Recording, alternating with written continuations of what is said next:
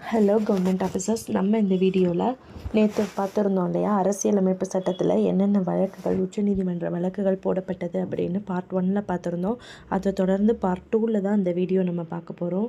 So இதில் என்ன இருக்கும் அப்படின்னா, பார்ட் 2 தான் இதோட கண்டினியூஷன் தான் இது. நேற்றுக்கு வந்து நம்ம மேனகா வழக்கு 78 அதோடு முடிச்சிருந்தோம். இப்போது நம்ம 80லேருந்து 96 வரைக்கும் ஒரு 9 கேசஸ் இருக்குது. அது என்னென்ன கேசஸ் அப்படின்றத பார்க்கலாம். ஃபஸ்ட்டு மினர்வா மில் வழக்கு. மினர்வா மில்ஸ் இப்போ கூட குரூப் 4ல் கேட்டிருந்தாங்க. கால வரிசைப்படுத்துகளில் 4 வழக்கு கொடுத்துட்டு இதுவும் ஒன் ஆஃப் த வழக்காக இருந்தது 1980. இது வந்து எதற்கு அப்படின்னா, இப்போ குடியரசுத் தலைவர் வந்து அவசர பிரகடன நிலைப்படுத்தலான்னு சொல்லியிருக்கோம். 356 படி 352 படி அவசர நிலை பிரகடனம் வந்து இவருக்கு வந்து பவர் இருக்குது அப்படின்னு சொல்லியிருக்காங்களா. ஸோ இந்த இது வந்து அவர் மிஸ்யூஸ் பண்ணுறாங்க அப்படின்னு யாருக்காவது தோணுச்சுன்னா அவங்க வந்து அவரை எதிர்த்து உச்சநீதிமன்றத்தை நாடலாம் அப்படின்னு சொன்னதான் 1980 மினர்வா மில் வழக்கு. இதே பாயிண்ட்டை நம்ம இன்னொரு கேஸ்லையும் பார்த்துருப்போம். அது என்ன கேஸ்னால், ரஸ்டம் காவாஜி கூப்பர் மத்திய அரசு. இதுலேயும் அதே தான்.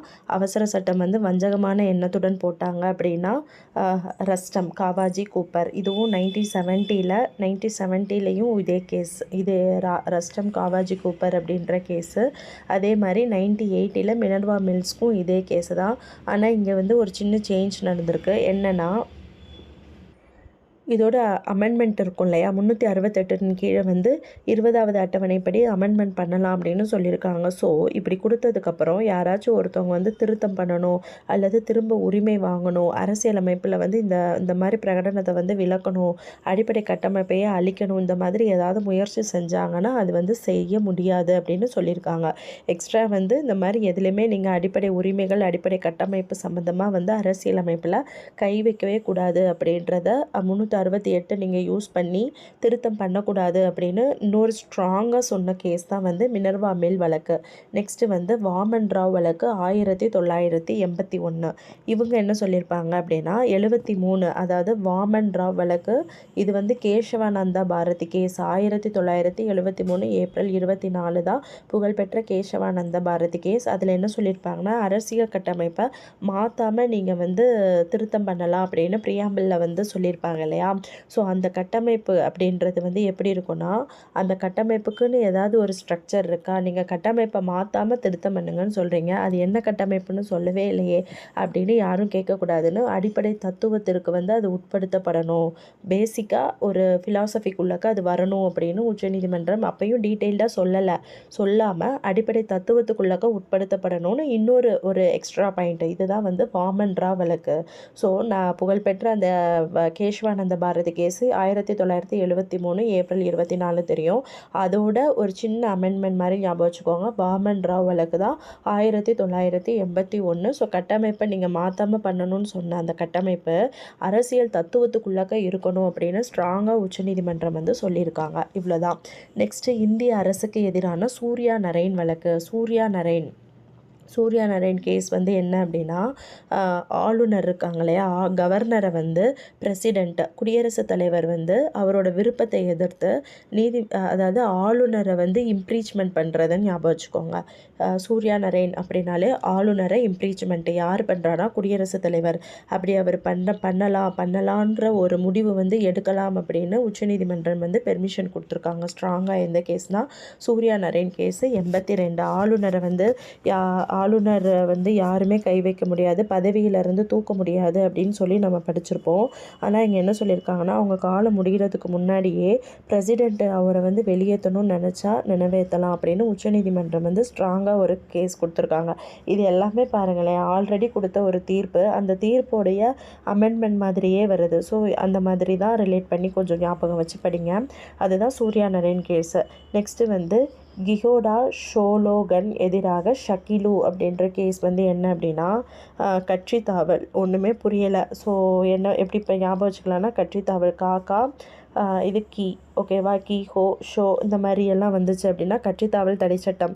இது வந்து 2022 குரூப் 4ல் கேட்டாங்க. அட்டவணை வந்து 10வது 10வது இது 52வது திருத்த சட்டத்தின்படி கட்சித்தாவல் தடை சட்டம் இருக்கும்.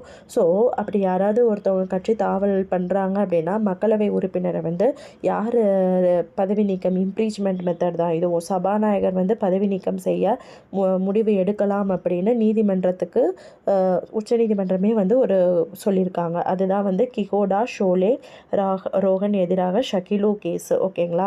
ஸோ நெக்ஸ்ட்டு வந்து இது வந்து 92 மண்டல் கமிஷனும் நமக்கு ஈஸியாக தெரியும். மண்டல் கமிஷனாலே 1992.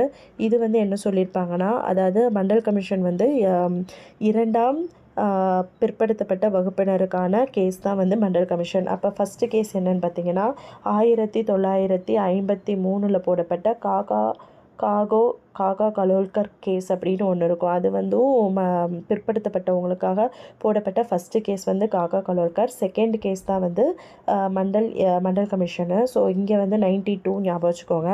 இவங்க என்ன சொல்கிறாங்கன்னா, அதாவது நமக்கு படிச்சிருக்கோம் இல்லையா ஆர்டிக்கிள் 15, 16 வந்து என்ன சொல்லுது, 15 வந்து நோ டிஸ்கிரிமினேஷன், அதாவது யாரையுமே வந்து பாகுபாடு காட்டக்கூடாது. ஒரு அவங்களுடைய இது சம்மந்தமாக ஒரு 6 பாயிண்ட் கொடுத்துருப்பாங்க. பாகுபாடு இல்லாமல் அவங்களுக்கு வந்து இது பண்ணணும் அப்படின்னு சொல்லி கொடுத்துருப்பாங்க. 16ல் என்ன சொல்லியிருப்பாங்கன்னா, பாகுபாடு காட்டாமல் பொது வேலை வாய்ப்புகளில் வந்து அவங்கள அலோவ் பண்ணணும். ஸோ ஒவ்வொரு வேலைக்கும் வந்து நீ இப்படி நான் அப்படின்னு ஜாதி அடிப்படையில் பாகுபாடு காட்டாமல் அவங்கள பொது வேலை வாய்ப்புகளில் அலோவ் பண்ணணும்னு சொல்கிற இந்த 15ஐயும் 16ஐயும் மென்ஷன் பண்ணி போடப்பட்ட கேஸ் தான் இந்த 2 கேஸ். காகா கலோல்கர் 1953, மண்டல் கமிஷன் 1992. இதெல்லாம் குரூப் 1ல் வந்து கேட்டிருக்காங்க.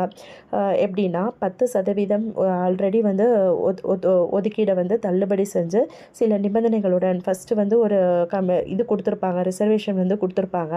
இது யாரோட பீரியடில் நடக்கும்னா மொரார்ஜி தேசாய் பீரியடில் 78ல் வந்து நடக்கும். அப்புறம் வந்து அவங்க 1980ல் வந்து ஒரு ரிப்போர்ட் சப்மிட் பண்ணுவாங்க. அப்போ வந்து ஒரு பெர்சன்டேஜ் வந்து கொடுத்துருப்பாங்க. அந்த பெர்சன்டேஜை வந்து 1992ல் வந்து என்ன செய்கிறாங்க அப்படின்னா, நம்ம நரசிம்மராவ் அவர்கள் பீரியடில் தான் இந்த கேஸ் நடந்துகிட்ருக்கு. ஸோ 10% வந்து அந்த ரிசர்வேஷனை வந்து தள்ளுபடி பண்ணிவிட்டு மற்ற இதர பிற்படுத்தப்பட்ட ஓபிசி அப்படின்னு சொல்லக்கூடியவங்களுக்கு வந்து 27% ஒதுக்கீட்டை வந்து உறுதி செஞ்சது தான் உச்சநீதிமன்றம். அதுதான் இந்த கேஸு. 27% வந்து உறுதி செஞ்சு கொடுத்தாங்கன்னு சிம்பிளாக ஞாபகம் வச்சுக்கோங்க. வருஷம் மட்டும் முக்கியம். பொம்மை வழக்கு 1994. இவர் யாருன்னா எஸ்ஆர் பொம்மை. நம்ம 12th புக்கில் பார்த்துருப்போம். ஸோ இவர் வந்து கர்நாடகாவில் சிஎம்மாக இருப்பார். இவரை வந்து என்ன சொல்லுவாங்கன்னா, திடீர்னு அவங்களோட சிஎம் போஸ்ட்டை வந்து தூக்கிடுவாங்க. ஸோ அவர் வந்து கேஸ் கொடுப்பாங்க.